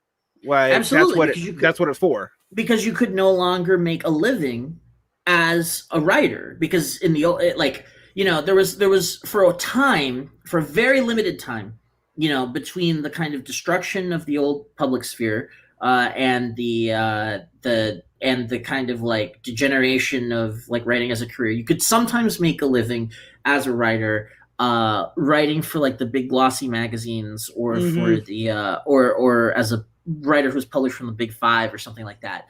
But that began to erode rapidly, that business model. And people say that it started with the internet, but it really started when they started basically becoming like IPO companies, and then like bringing in like the Wall Street guys to it started down. to end in the late 80s, early. I mean, I also attribute this, and I talked about this recently in another podcast, but like the end of the pulp paperback.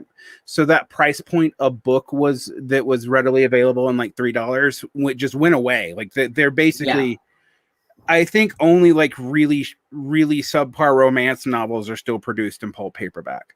And we forget, I used to have a copy of like in the 70s, like philosophy books that were pulp paperback. Oh, that's so funny. I mean, like I had like I mean, they weren't like the top end ones, but like Will Durant's History of Philosophy, you could get in a pulp paperback. I have the Story of Philosophy in mass market paperback. So you're absolutely right. I forgot that. Yeah, you're right. That was pulp paperback. That's crazy.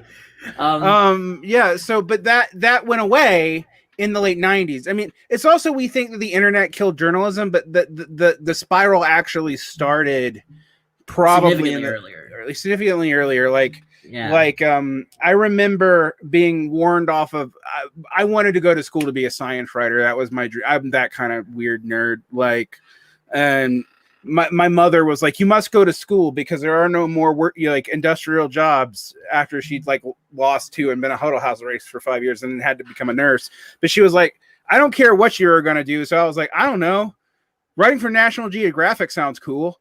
So, and I was also of a working class enough background that I had no idea what that entailed. So I entered journalism college actually, and immediately dropped out because it was not rigorous. And I remember the first day's lessons, actually a smart lesson in retrospect, was that you have to deal with gatekeepers. And that was like lesson number one as a journalist. Absolutely.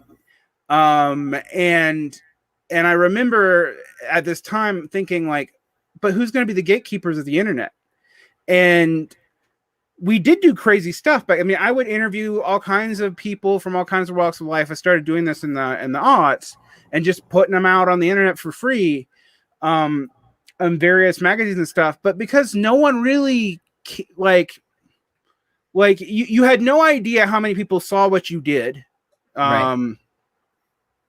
There was still stigma against people in academic circles back then. Because I remember like in 2004, 2005, people like, you would publish on an e-journal online. Oh my God. And now it's like, that's all you're publishing in, buddy. Like, right. Yeah, I know. Right. I guess it's kind of, maybe one way that you could think about it is that you had certain options. If you wanted to be an artist, what were your options? You could appeal to the gatekeepers of the big centralized media conglomerates and write for them. What's the problem with that? Well, they control what you write. And for a lot of people who want to write interesting things or artistically creative things, or even just principled things, like the gatekeeping got so bad that you oftentimes just couldn't do it. And this became worse and worse, even in a field as a media field as non-artistic and just kind of like obviously utilitarian as journalism, where the ability to do something as like you would think basic as reporting was cut back more and more and more, starting in the 90s and the 80s, but then especially in the 2000s and the 2010s, because the money people basically decided that reporting is too expensive. You have to actually send people places to cover things, and then you have to like pay for their hotel, and then also they're skilled workers, right? Like they actually like have like some kind of beat that they've been building up for 10 years, or they have like some kind of expertise in how to do reporting, which is a skill. So oftentimes what they basically did, as through part of these kinds of like Bain Capital type people coming in, or either buying a controlling stake in the company, or through a public offering, or it goes bankrupt and then they take over, or whatever, or just a bigger media company swallowing a smaller one, because obviously the mergers and acquisitions were happening continually. What they would do is that they would just fire all the reporters and have people do in newspapers, basically like very low effort kinds of like sensationalist pseudo journalism, right? That's when we had all those scares. Yeah. Well, the pseudo journalism, that's also when we had like the epidemic of like just flat out made up stories. Oh yeah, that were winning absolutely. Pulitzers. I mean, I think I was just rewatching The Wire recently, and I was reminded about all that happening. I was like, oh yeah, I remember. Like there was like 5 scandals in a year with like the New York Times and the Washington Post just publishing people who just made shit up. Yeah, like season 4 flat of The out. Wire. Season 4 of The Wire and the newspaper subplot is a very good introduction to this. I actually wrote for a newspaper that was owned by Gannett. I'm not going to say which paper it was, but Gannett is one of these big companies that swallowed up all the local newspapers. And I was actually forced to write for this. It was called The Weekly. So there was the daily paper that came out that was the real paper. And then there was this weekly that came out that was specifically a tourist newspaper for this little tourist spot in New Jersey called Long Beach Island. And it, so on this internship that I won a fellowship that in college that was pretty prestigious to go and like write for like this newspaper, which was supposed to be a real newspaper.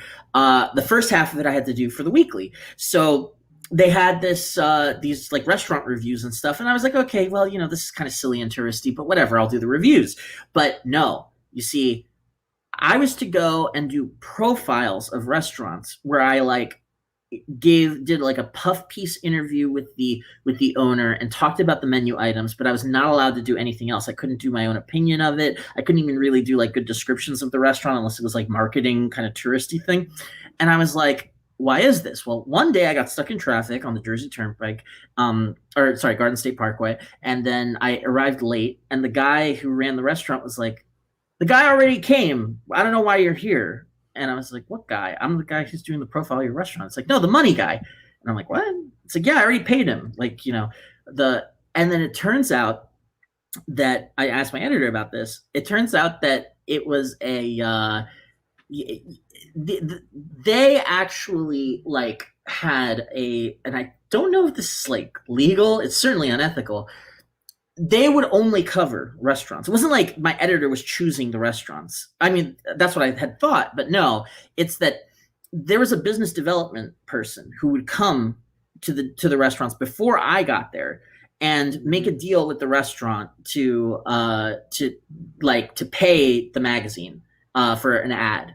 And in exchange for the ad, which nobody reads, the magazine would write a story that people did read, like that was like a profile of the restaurant that's not allowed to say anything bad about the restaurant. So really what I was doing was writing ad copy, even though it was, I guess it's sort of what you would call sponsored content. But it was not even clear to me until this accident happened that that's what I was doing. I mean, it felt sketchy, but it was very much pay to play by these restaurants to end up being covered. And the way that they paid was to pay for an ad in the previous number, and then in the next number they would show up as the restaurant that was profiled in like something that was more of like a actually convincing ad, because it seemed like it was a review of the restaurant when in fact it was not. So this gives you a sense of like the degeneration of the of the industry by that point, and there were real newspapers that were doing this kind of thing as well. So so that's one option. But obviously, if you're a principled writer, you don't want to do that. The second option is to go and become an academic, because at least as an academic, you can do whatever you want once you've got tenure. Now, nobody will read your thing, but they'll except people in your discipline. And also you kind of have to deal with the academic tenure system. But for a long time, that was a plausible way for people to make a living as intellectuals, was to basically piggyback off of the university system. And even though they weren't very interested in becoming professors, it at least gave them like a way of paying rent. And then they could basically like try. I mean, the idea was to spin it so that you could do the work that you want to do as a philosopher and intellectual, but in fact, it was very, very divorced from the public and from the any kind of discourse that could actually affect anyone. And actually, I oftentimes joke that like the academic sphere is not the public sphere. It's like this fourth sphere that existed in the Habermas sense, that where you can say anything it's just like the household. You can say anything you want, but it doesn't actually matter because only other academics You say anything you want if you have tenure, and only other academics matter. Yes, that's a more precise way of putting it. Yeah, but it's funny because as a person who when they got disillusioned with media, went into the my career path literally follows the disillusionment like perfectly. I trained to go into law after working in insurance. Realized after working in insurance, I didn't want to do law. Well, if you trained to be a lawyer and you started off training to be a writer, where's the next logical place for you? Right. You get an MFA, you become an artist academic, right? And I was doing scholarly papers. I went back to teaching high school. I left and started working as a lecturer in Korea, non-tenure full time, which is a really rare gig. And I realized when I was writing a paper and looking at citation ratios 10 years ago, and I think this has only gotten worse, that if you were writing a paper in humanities, no one is likely to read it literally. Other than the editor, other than the people, other than the people who peer review it, because 98% of all literary papers are not cited, so there's no evidence anyone ever saw it, and that blew my mind. I was like, then why the hell am I doing this? It was like that David Graeber, and I have a lot of issues with Graeber, but it was that David Graeber's moment. Like, this is a bullshit job that I'm only doing for administrative oversight reasons, for someone to justify something else, to say that we're producing scholarship. As Colin says, you can say anything you want as long as you've already passed through several decades hazing period in which you could not say anything you want at all. Yes. No, absolutely. And the dastardly thing about academia as an option was that it's a combination of over specialization and hierarchy, and it was a very toxic combination, because you had, on the one hand, all these disciplines that were split into subdisciplines, and then none of them talked to each other, even when they had similar overlap in the things that they were discussing. And there was highly specialized languages that were difficult to penetrate to somebody who had not been trained in them. Much less to have a conversation with them and develop a common language. And then on top of that, there was also over a hierarchy, too much centralization, power, and authority within those subdisciplines, because basically you had the whoever was the tenured professors who controlled all the major journals and all the committees in the relevant field. They were training up the next generation of grad students to only speak in their particular language, and if a grad student wanted to do something different, something that maybe drew upon other disciplines that were outside the field, they would be punished in terms of being able to get publications, and therefore being able to pass a tenure committee and being able to actually, be free. So by the time that somebody reached tenure, it was a filtering process to make sure that they were just a copy of the previous generation of whoever controlled the discipline. So it was this very constipating form of knowledge production that made it difficult to do actual innovation. But a lot of people, including a lot of leftists, went into it because it was the best of bad options in a place where the public sphere had been destroyed. But I think that the third option, I'm biased because this is the decision that I chose to make with my life, basically, in college. Habermas, I've been kind of, making fun of him and, being cavalier about citing him, but actually reading that book changed my life in a lot of ways, because it clarified what I felt my life mission ought to be, or at least one of my life missions. Especially when I started finding out about people who followed the third option, because the third option is to try to rebuild the public sphere. It's to try to build these small independent presses, these indie record labels, these small small bookstores, these kinds of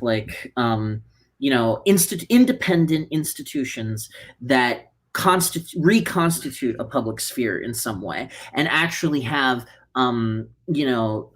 create by force a space in society where ideas that are too radical, or aesthetic forms that are too new or weird or esoteric, or other kinds of things that are marginalized in the centralized mass media environment, giving them a space where they can exist and socially reproduce themselves, and not just in some subdiscipline of academia where nobody will see them, but in the public, in a place where they can be visible and discovered, and people can and there's a possibility that they might actually be able, like in the old public sphere, to persuade other people and change the world.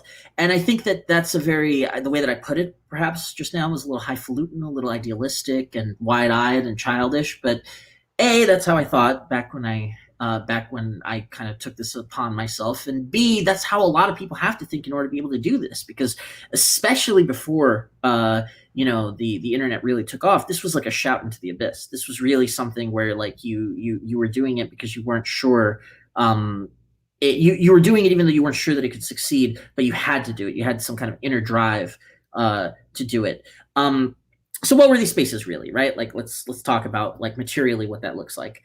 That usually they settled on a model where, if we were talking about the advertising model as a revenue model before, they settled on a model that was a subscription-based model. You would have these kinds of small donors who and it was important that they were small donors, crowdfunding. Now, why is small donors important? It's important because it limits the control that any one source of cash can have. As we'll see, this didn't quite work out, but this was the idea of it. It wasn't. So in other words, if some billionaire is funding a newspaper at a loss because they want their ideology to propagate, that means that billionaire has total control over the process. Yeah. Like National Review is that, right? Like there's a series of right-leaning oligarchs that fund it, but can I actually talk about this for a second? This is actually a major problem for left media.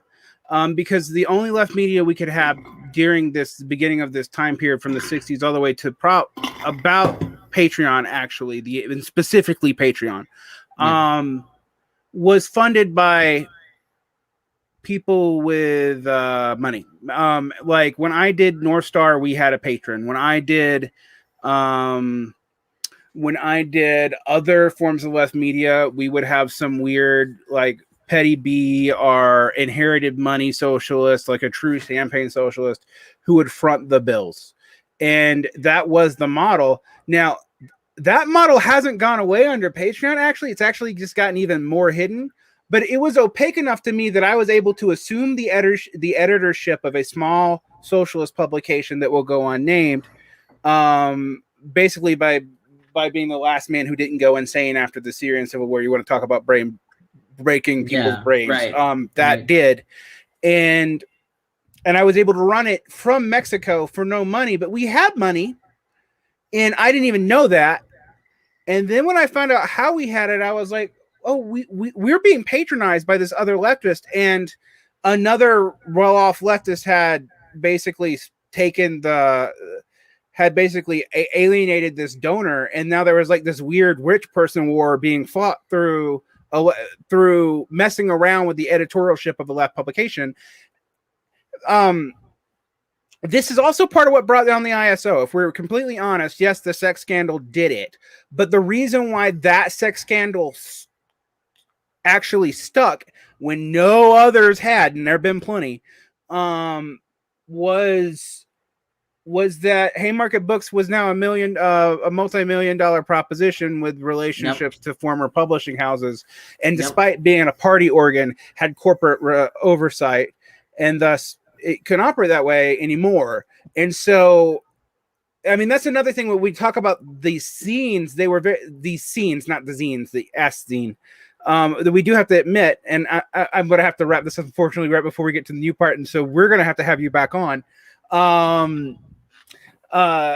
Because I actually think we can talk just as much about the weird tension of how the last 6 years has been great and also fucking awful at the same time for artistic and political media. Absolutely. I just to have a quick concluding thought, the way that I would tie this all together and kind of set the stage for the next time that we talk is everything that has happened in the last 10 to 15 years is a reaction against the over-centralized, top-down command and control 20th century mass media that we were talking about.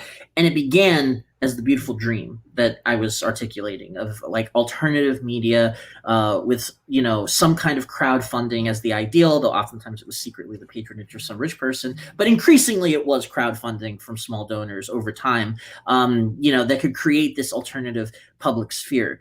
And although I think that dream is still worth pursuing and that it is our only hope for the reconstitution of a public sphere, The rise of centralized social media platforms has and the complex political environment that has emerged through the kind of spiraling crises of the 21st century have complicated that dream significantly and created a media environment that, although it's much freer in some ways than the media environment that existed 30 years ago, can also in other ways be very suffocating, and a lot of people are struggling with.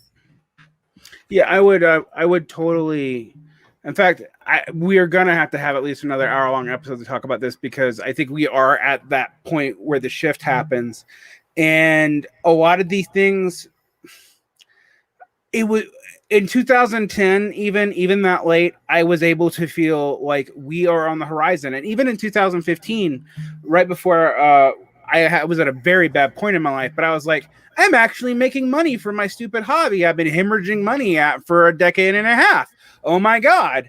And it's all through basically a weird formally, I shouldn't say what it really was. A press that had non-standard press origins had become a legitimate press, but still based off the distribution model of its prior thing that we globbed onto, and then Patreon made them able to pay for us. And those two things together, but it's had consequences, and I've seen those consequences start to compound, and particularly in the burnout period, because I feel like we have a vibrant left media ecology and economy, but one that's also in some ways circling its own drain. And that's a weird thing to see, because it's like we've never been more vibrant and we've never been more kind of weirdly destructive than we are right now. I hear heyday about the 70s, but you got to remember, in the 70s when people were doing this, it was like 25 people. Yep. And now it's thousands. It's the best of times and the worst of times. Yes, simultaneously. Yeah. And so I'm going to have you back on to talk about the best of times and the worst of times. But unfortunately, I am scheduled to record yet another episode in like 5 minutes. So may I quickly do do your closing repertoire.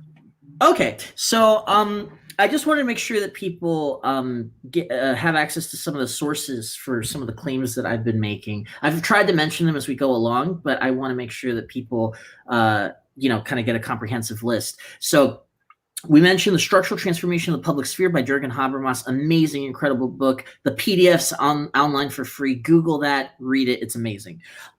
If you want to learn more about like the kind of political economy of these centralized, top-down 20th century media corporations, the ones that we now refer to as legacy media because they've kind of been superseded, and that's the story that we want to tell.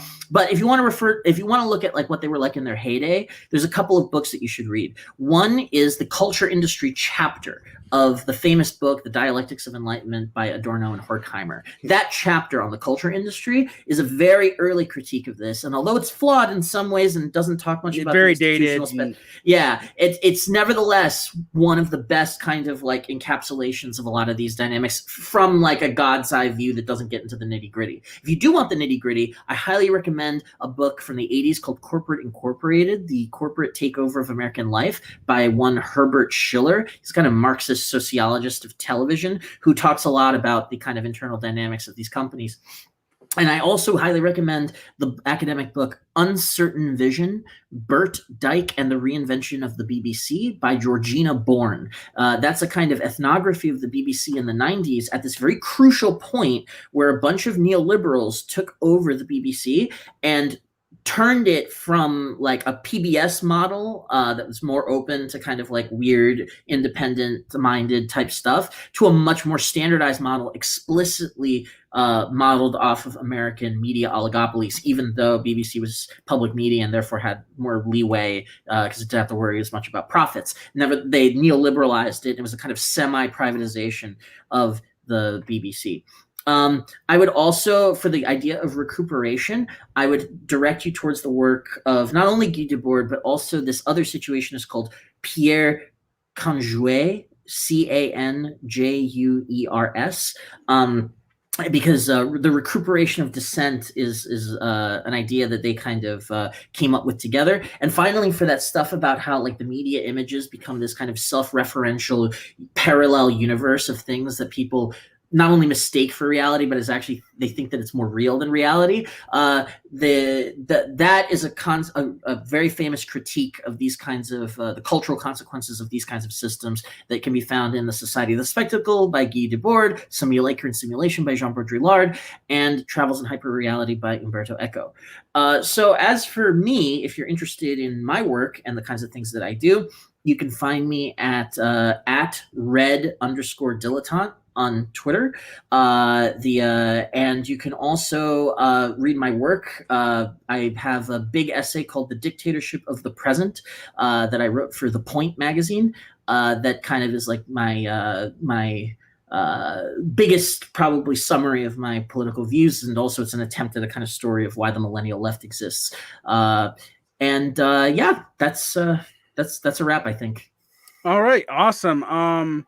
So I would suggest people check out your Twitter. I actually learned a lot from your Twitter because you were the only person citing Spanish language articles in the great weird Cuba debacle, where half the people are saying that, you know, there's absolutely nothing going on in Cuba. It's all like a CIA front. And the other half of people are like, we have to celebrate human rights. And you have like Democrats talking about using non-military intervention, whatever the hell that is. You already have them under embargo. I don't know what else you could possibly do that doesn't involve a bomb. But I found the actual Spanish language articles explaining the dual currency system, explaining the attempts at market liberalization to actually team up with other ostensibly socialist countries who are actually requiring market liberalization. Like, you're the only person citing Spanish articles for that, and talking about them in English. But you just sharing them, because guys, it's not hard to at least find Google Translate and get the gist of it. And also, Spanish isn't that difficult. You can learn to read Spanish. I don't mean to shame people, but you kind of can. And you kind of should at least read it. Yeah, I did that thread on Cuba. It went weirdly viral. There's probably an article coming up if I ever get around to converting it into an article that would try to summarize it. It definitely got a lot of attention. I'm not an expert on Cuba, but I have been following the situation there because I follow left-wing dissident media and also state media in Cuba like pretty closely, along with a couple other countries, just because I'm Latin American myself, and I try to keep up with what goes on in different countries. And it went super viral. I hope that people found it helpful, but that's I do threads instead of articles sometimes, or as thinking out loud in anticipation of writing articles. So I interests you at all. Yeah, it interests me, but I also admit that we have to talk about Twitter, because in some ways, Twitter is the absolute worst format for what you do. I absolutely agree. It's a bad vice, and this is part of the reason I want to talk about this stuff is because of the way that I felt this affected me as a writer and diminished my output or limited my output to the kinds of things that you can do on Twitter, which I'm not super happy about. I guess while we're throwing out my work, another thing that I'm proud of was done for a magazine called Assembly, which is the official magazine of the Libertarian Socialist Caucus of DSA, which I'm a part of. And it was an essay called "What is Libertarian Socialism?" So if you Google my name, John Michael Colon, and "What is Libertarian Socialism?" I'm pretty happy about that piece. It's a kind of it's based on a speech that I gave, and it's an introduction to my politics anyway, which you may or may not agree with, but that would give you a better sense of where I'm coming from. And if you like culture writing, I just published also for The Point, the first magazine that I mentioned, a thing on Hitchcock, and it's stickied at the top of my Twitter. So feel free to read me on Hitchcock if you're into movies. Yeah. So totally do that, and thank you. And we're gonna get you back on. First of all, I got to talk to you about how your opinions of the DSA have evolved, but that's gonna be behind a paywall, because I'm not gonna make you out yourself with your caucus colleagues, unless they actually pay for it. And I'm gonna be an evil capitalist on that. And we're gonna finish this conversation, because I think the last third of this development is where we all live now. And it's I think a really complicated world where you have to deal with things like Patreon, Substack, the weird hyper censorship that has developed on on Facebook, because I don't know anybody now who doesn't, except for me because I don't say anything on it, who doesn't somehow get banned for something. Absolutely. Yeah. And it's like, and also the weird libertarian hellscape that is Twitter, yet that is also somehow where all the socialists now act like jackasses. Right. So we'll talk about that on the thing. I'll be in touch sometime this week to schedule that. Not in the immediate future, I'm super busy, but in the near future, it'll be within the month. Okay, if you have sounds time. good. Because I don't want to leave people like the important part. We only gave it 5 minutes. You are among my favorite alt media operations. So, and I have a decent amount of free time in the evenings nowadays. So let me know and I'll be there. We'll set it up. All right. Take care. All right. Have a good one. You too.